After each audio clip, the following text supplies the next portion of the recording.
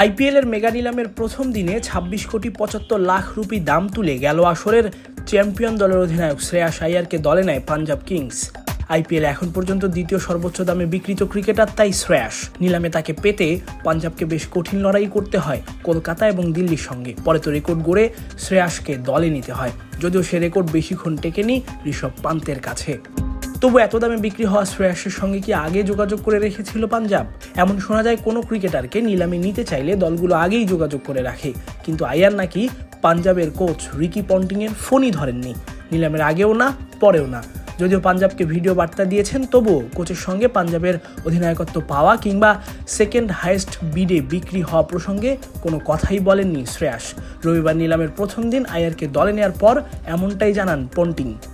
আমি এখনো তার সাথে কথা বলতে পারিনি এটা নিয়ে। আমি আগেও তাকে কল করার চেষ্টা করেছি, কিন্তু সে ফোন রিসিভ করেনি। তবে আমি তার সাথে অতীতে কাজ করেছি।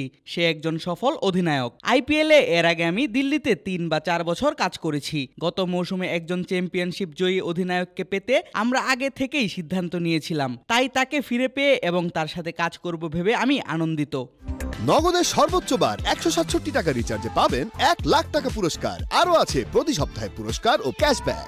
নিলাম শুরুর আগে সবথেকে বেশি অর্থ বাকি ছিল পাঞ্জাবের, তাই অনেকেই ভেবেছিল পান্তের জন্য লড়তে পারে পন্টিংয়ের দল। কিন্তু পান্তের আগেই রেকর্ড গড়ে তারা দলে নেয় আইয়ারকে। এর ৩০ মিনিট পর আবার ২৭ কোটির রেকর্ড গড়ে আইয়ারকে পেছনে ফেলেন পান্ত। তাই তো পন্টিংয়ের কাছে জানতে চাওয়া হয়েছিল কেন পান্তের বদলে আইয়ারকে এত দাম দিয়ে কিনেছে পাঞ্জাব।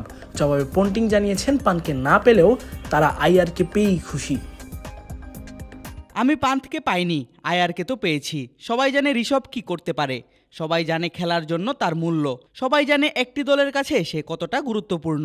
সে একজন দারুণ খেলোয়াড়, তার মধ্যে ভীতিকর মনোভাব আছে, সে খেলাকে ভালোবাসে, সে একজন বিজয়ী। তাই বলতে হয় লখনৌ এমন কাউকে নিয়ে ভালো কাজই করেছে।